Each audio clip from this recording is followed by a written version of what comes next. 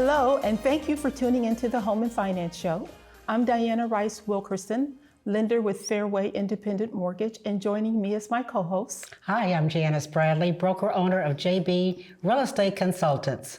We are your seasoned, trusted advisors committed to personally navigating you through the home buying and home lending process. The show is designed to provide you with current and relevant information about different aspects of home buying, home selling, and lending, so that you're knowledgeable when making decisions for you and your family. You can also hear us on Saturdays on Radio 1, 1310 AM, 92.7 and 95.1 FM. That said, if you're in the market to buy, build, or refinance, we'd love to represent you. You may reach us at the contact information below.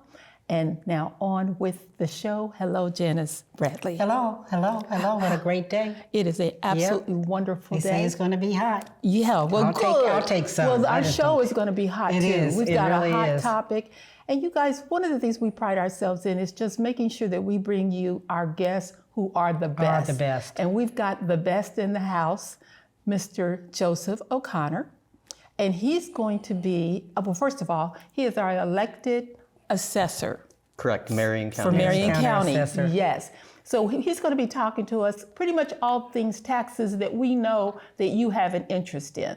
So welcome, Joe. We Thank sure you. appreciate you joining us today. Thank you so much. Thanks for having me. We are so excited. Yes, we are. Really so excited. I was kind of thinking about what you said, and especially being elected.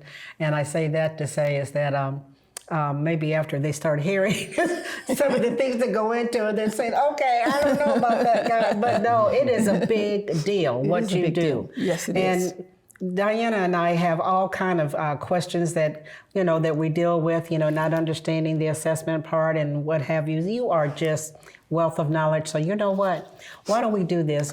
Go ahead and introduce yourself again. And why don't you just kind of share what you do? Sure. And we appreciate that. Sure. Again, my name is Joeseph O'Connor. I am the Marion County Assessor. I was elected first in 2010. I took office in 2011. So I've been serving as the elected assessor since 2011. So our main function of the county assessor's office is to assess properties or appraise properties for property taxes.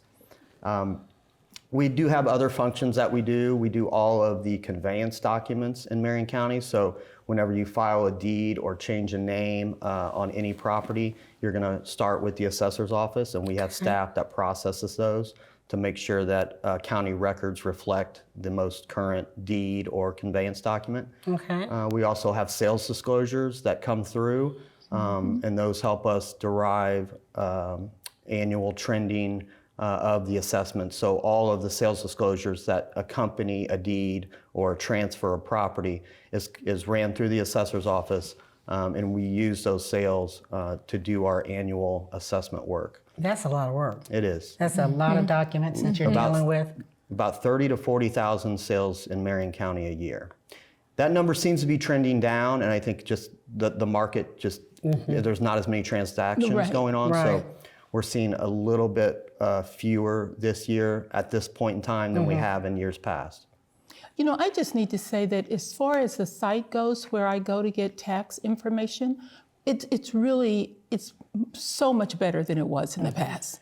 We updated Great that. work. I mean, because we're always out there trying to make sure we have accurate taxes information. and find the right property, and it's nice. Yeah. Very nice. And so the reality is you can do 100% of the business with the assessor's office online. Okay. And I think the pandemic really conditioned people to do more online banking and grocery shopping, as well as helping them navigate the city's website and get all of the services provided, so that you don't have to drive downtown and park and come to the city county building. I mean, that can get expensive. So Yes. I think we've encouraged everyone to look at the website or call, and we can email if you don't.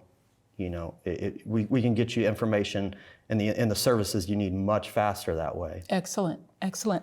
So before we go into some of the questions that we have, when I don't know why this just came to me. So do you have credentials as an appraiser, the type of information that you use to base value? I do. I was a longtime Indiana broker, and I recently have not I don't have my license anymore, but that's been fairly recent since the pandemic. Okay. And I didn't do a lot of brokerage. I did it in the past, but I just used it, as a professional credential. And I also have to be a level 3 assessor here in Indiana. Ooh. A level 2 is you take a test for level 1, you take a test for level 2. When you get to level 3, you're talking about more week-long classes that you have to pass. So it's a little more involved and probably takes at least a year's worth of time to get all the classwork done to become that level 3. So. I'll bet. So let's just hit it. What Yes. are property taxes based on, and how is this assessment, how does it happen? How is it derived? So the easiest way to explain how assessment is derived is in Indiana, since the courts ruled that Indiana was going to be a market value state, because there was a point in time where Indiana was not based on market value.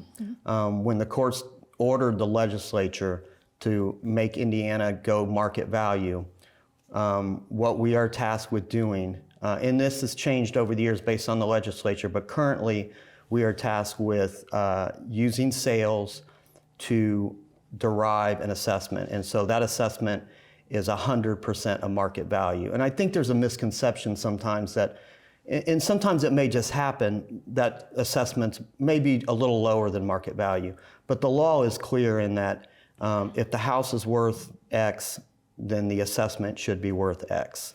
So are you saying though, like if we close the loan today and the appraised value is $200,000, let's say, and you get that paperwork, then the assessed value is going to become $200,000?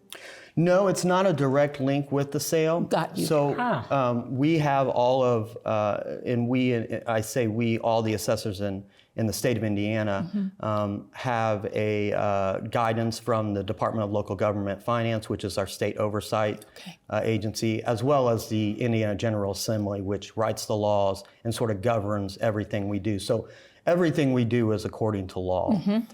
So every year we will take all of the sales that occurred in that previous year. Okay. So we are our goal is to assess properties as of January 1st of every year. Of every year. So when you're talking about this bill that's hitting the mailboxes as we speak, because I think I got mine yesterday. Okay. What that is reflective of is a 1/1 of 2022 value.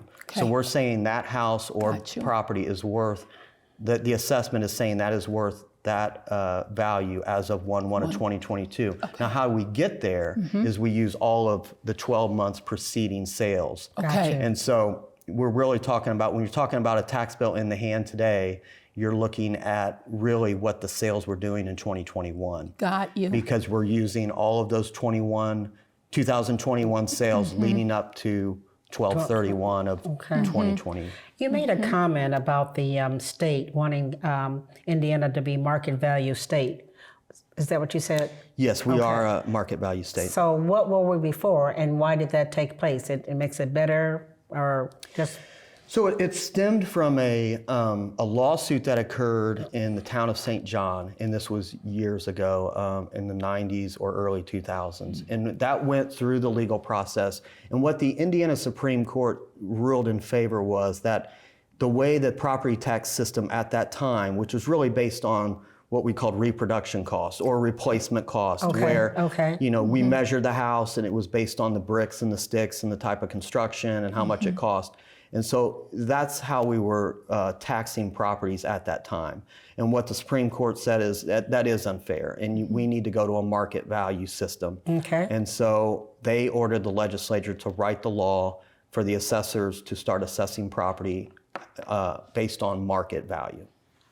Do you happen to know if, Indiana's always the last one to do things. Is that the way other states have been performing their values? It kind of runs the gamut. I think there were a lot of other states that were way ahead of us in that. Okay, just and there's wondered. some that still aren't. And so and where we are today is what the legislature, the current iteration is we are on what's called a cyclical reassessment.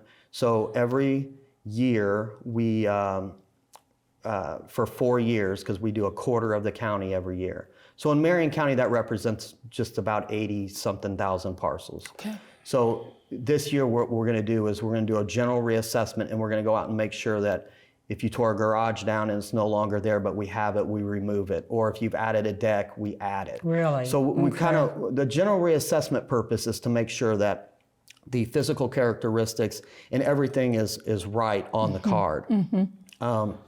The next thing the legislature has us doing is what's called the annual trending, which I touched on before. So that's taking all of those 12 months of sales, putting them by analyzing by neighborhood what those sales did, whether they went up or down, and trending all those homes or businesses to what the sales were doing. Okay. And so I think what we're seeing today is the last 5 years, we've seen almost 40%, so the median, and I'm trying to gear this towards residential. Right. So the median residential home in Marion County rose almost 40% in the last 5 years. I believe About it. 24% of that growth occurred in the last 2 years. Yes. So we've seen a huge amount of assessment growth really tied to sales. Right. So you were talking about the amount of sales. So share with us, you're not looking at every single sale when you're doing an assessment. So share with the listening audience, if you would, how you actually are you assessing neighborhoods, or how many houses in the neighborhoods? I mean, do you pick certain neighborhoods? Just do your thing. Yeah, so first thing we've done is we've delineated a neighborhood. So we've saying all these homes are in this neighborhood for analysis. And sometimes when we call a neighborhood, it's different than what you may think of a neighborhood or what someone else would. Because what we're trying to do is put like homes together. All right. Because what would happen is if we had, let's say, newer homes built in the 2000s, Right.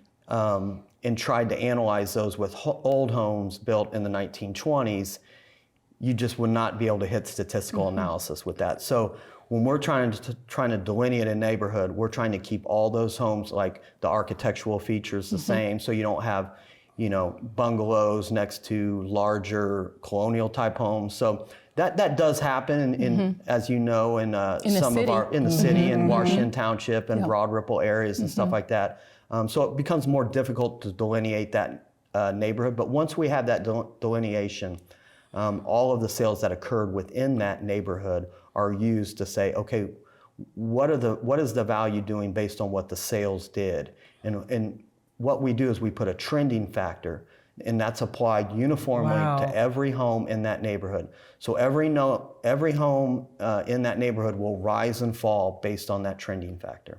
Makes sense. And that's within that year. Within that year. So you basically are using larger amount of homes. And the reason I'm saying that, I thought in the past, and maybe I just misunderstood, that maybe it was like 12 or 13 homes. It wasn't certainly every home in the neighborhood, 12 or 13 homes, and maybe that was average. That's not really the way it's done. Yeah, so let's just throw numbers. So a 100-home neighborhood, let's say, and let's say maybe 5% or 10% of the neighborhood sold. Or let's say 25%. So we have 25 sales. Right. So those 25 sales will dictate what that trending factor will be for all 100 properties. See. Makes sense. Makes sense. How do I know if I'm receiving all of my deductions? And what is a deduction? Sure. So a lot of people, I think, confuse exemptions with deductions. An exemption is truly an exemption of 100%. So churches, schools, we have scientific, educational, religious exemptions. So if you were a church and you applied for an exemption, I mean, there are percentages based on use, but most of the time you would receive 100% tax exemption. So you pay no taxes. Okay. A deduction is what most people are familiar with, for example, the homestead. Yes. So in Indiana, you get one homestead. And that doesn't mean one home in Indiana. That means one home in the entire world. Okay. Entire world. World. Okay, I'll leave Italy alone. Okay. So you can't own a home in Italy and a home in Indiana. And obviously, I'm being somewhat facetious. Yeah. But there are a lot of people that own homes in Florida, let's That's say, right. or vacation homes. And we have been, I say we, it's really the function of the Marion County Auditor. Okay. So the Marion County Auditor has been really proactive, and I think the legislature gave them the tools to really crack down on fraud. And that fraud means you're receiving more than one homestead. And so they've really been given the tools, the investigative tools to find out what other properties people own and removed homesteads. And so I think, that really put Marion County in good position to crack down on people receiving more than one homestead. Oh. The other exemption, so the mortgage just went away, and that was under the CAP system, the mortgage didn't really. It wasn't all that much anyway. It wasn't all that much, and so I think it became more to administer than it did to relieve. Gotcha. So they just wrote that out of the law, and that was an exemption where if you had a mortgage on the property and you filed timely, you would receive that deduction. The other deductions that I think are important are the over 65, and there are stipulations to those in the form of income. So there's an income cap. There's also an assessment cap, which is the legislature has changed over the years, and I'd like to see them change it more. I think currently they have a maximum AV for an over 65 at 200. Well, there's legislation that may pass at 240,000. Okay. Last year it did pass, I'm sorry. So next year, if your home is under $240,000 and you meet the income stipulations, you qualify for an over 65 deduction. Excellent. And that Good was to know. Yeah, and that was raised from 200,000. Okay.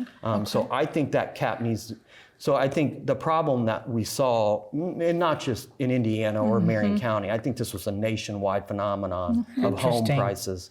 That when they rose so much, it's the people that were receiving over 65 really didn't do anything to their home. Right. They just saw the rising tide of real estate rising around them. Yeah. And in Marion County, with the median, so the median sales price or the median assessment in Marion County now is 172,000. Okay. So that's the median assessed value. Okay.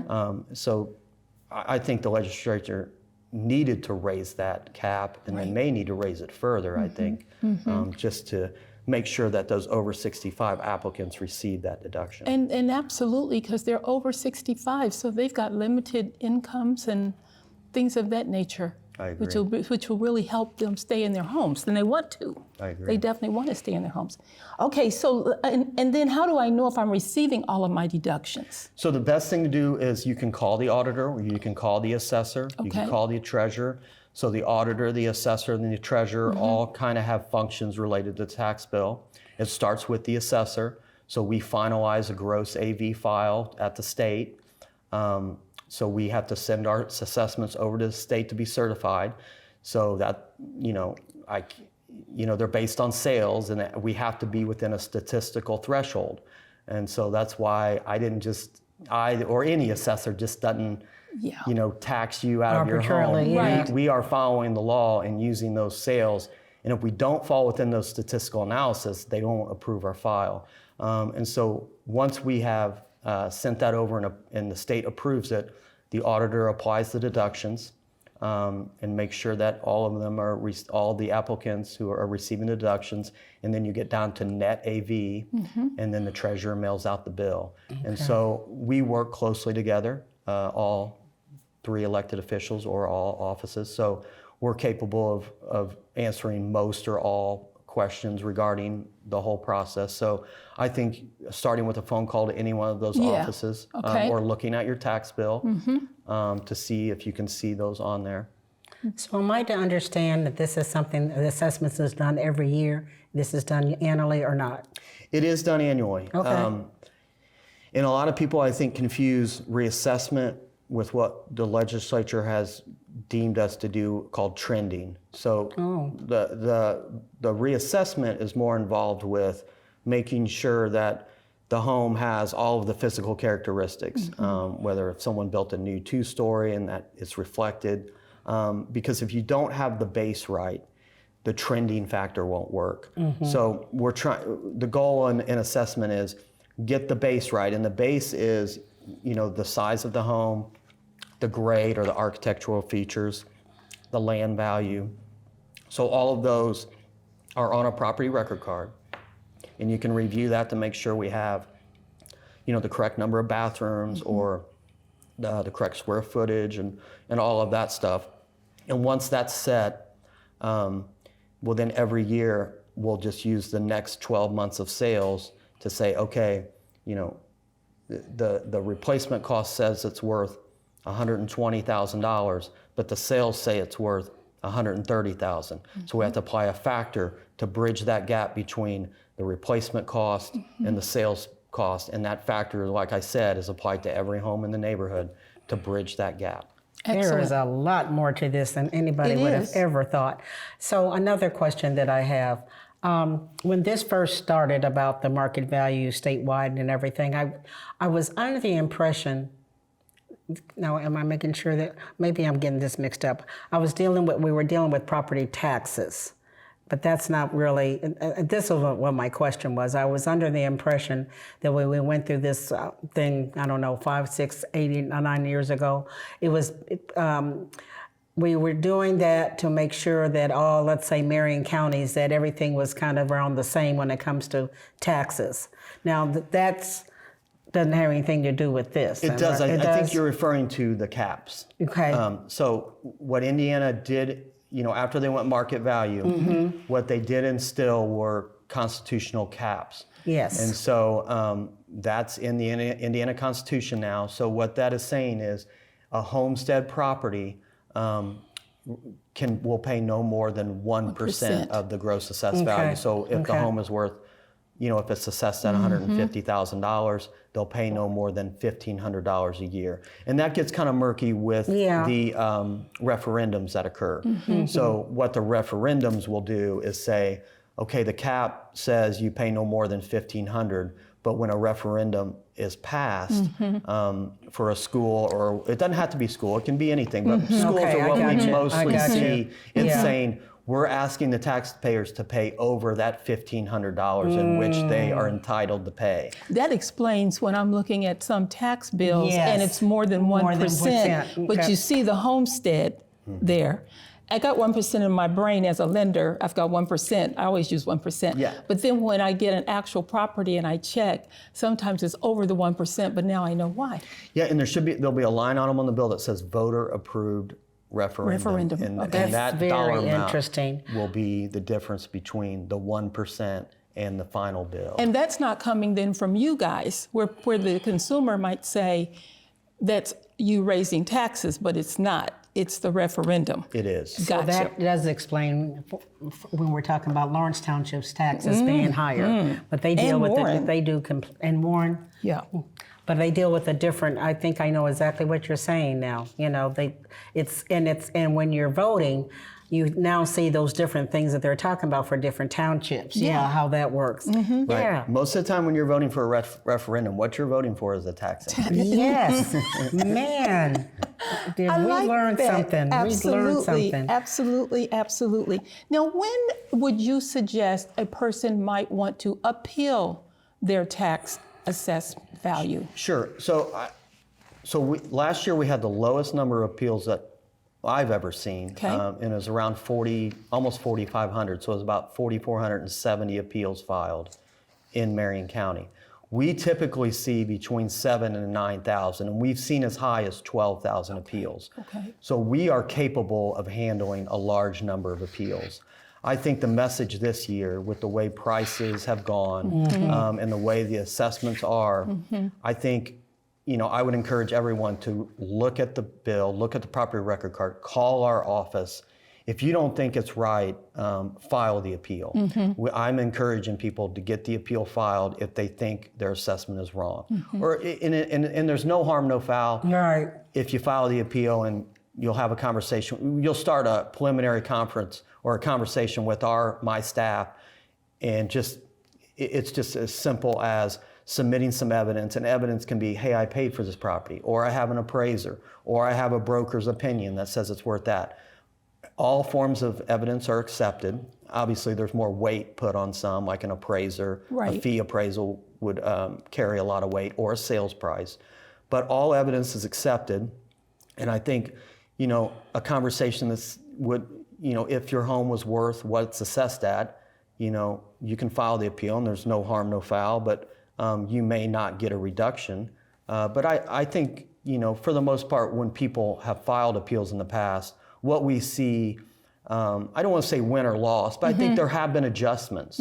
So people, in what from the data that I've seen, when people do file the appeal, it's a good appeal, and it may not lower the value much, But it was a legitimate. Usually there was a lowering of the value. Okay. Based on a sale or based on evidence. Yes. Are you finding the older generation, senior citizens, have a lot of concern or heartburn about the assessments? Absolutely, and rightfully so. Yes.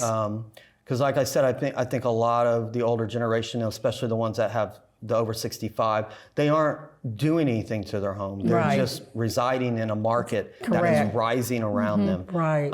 And I think the legislature, as well as whatever policy the assessor can do to help them, I'm going to do. So I encourage everyone to file an appeal.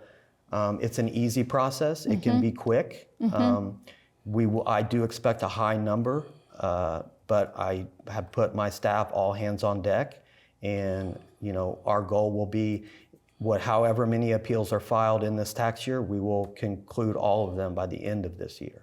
I know there's been consideration with senior citizens where they're trying to help, do something a little different to give them some relief. Is that anything that's in your things that what you do in your office or in your room, or you give it to your other employees? More in my realm, probably more in my political realm. Yes. That I've talked to legislatures just about, things that I think need to happen. One of them that I was really pushing was to raise that cap on the over 65, because I just think, $200,000 sounds like a lot of money, or in some people's minds, but Right. in today's market, $200,000 in Marion County does not get you much. Wow, That's true. That's true. That And is so, In this day We've and got a age. few seconds, and I want to get this question in real quick. Is there any way to get in front of an increase in the tax bill where, like right now, folks are getting tax bills, there's an increase, their escrow account is insufficient to cover that tax bill? Is there any magic? And we've got like 10 seconds. yeah. I guess the easiest answer is file the appeal. I know the treasurer does have a payment plan. Okay. Okay. I don't know how the mechanism or how it works Okay. fully, but I do think we've seen a lot of people call already, prior to these tax bills hitting the mail, Right. who already have seen, like their mortgage company may have already been proactive and said, Yeah. Right. we see this coming, Yeah. we're going to go ahead and Bump it. bump it, raise your monthly escrow amount and stuff like that. And so, it is going to be a problem. I don't know if there's a solution, but I think if the assessment is wrong or you think it's wrong, file the appeal. And if it's wrong, we're committed to making it right. Thank you thank so you much. so We much. really appreciate it. Thank you. And Anytime. viewers, thank you so much for tuning in today. We'll see you next time. Bye-bye.